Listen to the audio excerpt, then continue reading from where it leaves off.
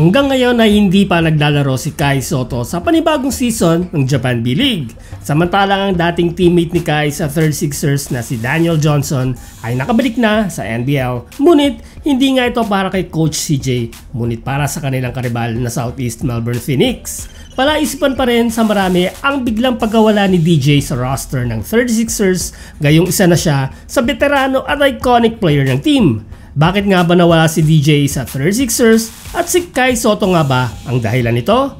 Yan ang mga pag-uusapan natin sa ating featured video for today.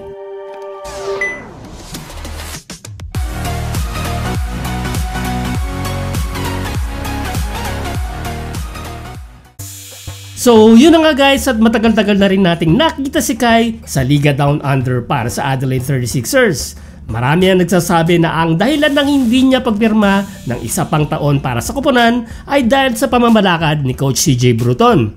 Bakit nga ba naman hindi? Mas magandang playing time pa ang nakuha niya sa unang taon kaysa noong ikalawang taon niya dito. Taliwas ay inaasahan ng marami na mabababad na nga ito ni Coach CJ dahil na din sa kakulangan ng big man ng 36ers noong NBL 24. Nag-average lamang ng 12.8 minutes per game si Kai noong NBL 24, mas mababa sa 15.3 minutes per game niya noong kanyang rookie year sa NBL 23. Dahil dyan ay lubusan ang pagbaba ng stats ni Kai, pati na rin ang kanyang development bilang isang player na kailangan pa naman niya dahil kailangan niya ngang magpakitang gilas sa mga NBA teams para makonsider ito sa kanilang lineup.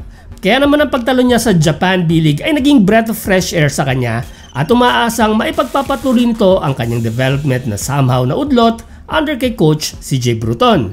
Ito ay kahit na noong second half ng season ay pinalitan niya bilang starting center ng 36ers ang veteranong si Daniel Johnson na hindi kinatuwa ng 15-year veteran. Ayon sa isang Australian forum ay ang pag-relegate ni Coach CJ kay DJ sa bench ang isa sa naging dahilan kaya sumama ang loob nito sa kanyang coach. Wala nga daw eksplanasyon sa kung bakit si Kai Sotto ang naging starting center ng team sa second half ng season at di umano ay na-disrespect siya sa trato ni Coach CJ sa nangyaring ito. Kaya somehow guys ay involved si Kai sa pag-alsabalutan ni DJ sa 36ers.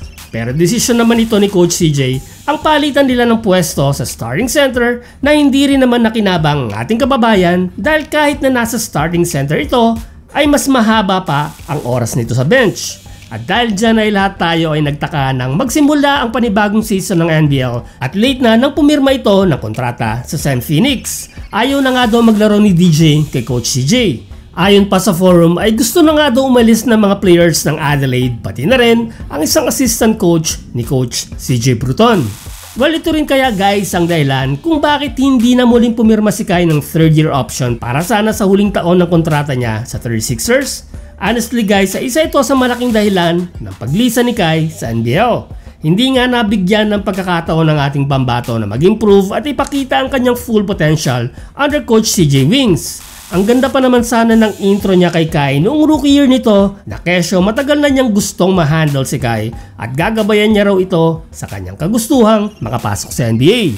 Well, it is what it is and sinusubukan ni Kai na isalba pa kung anumang tsansa meron siya para makapasok sa NBA. Sa aking opinion guys, it's a series of wrong decisions ang nangyari so far sa batang career ni Kai Sotto. Pero sabi nga nila ay bata pa si Kai at may chance pang matupad ang kanyang NBA dream pero kailangan niya nang tutukan ito at i-improve ang kanyang laro, stamina at pangangatawan dahil ika nga nila maiksi lang ang career ng matatangkad na players gaya ni Kai dahil kadalasan silang tinatamaan ng mga career-ending injury na wag naman sana mangyari dahil naniniwala tayo na maaabot pa rin ni Kai ang kanyang pangarap na makapasok sa NBA.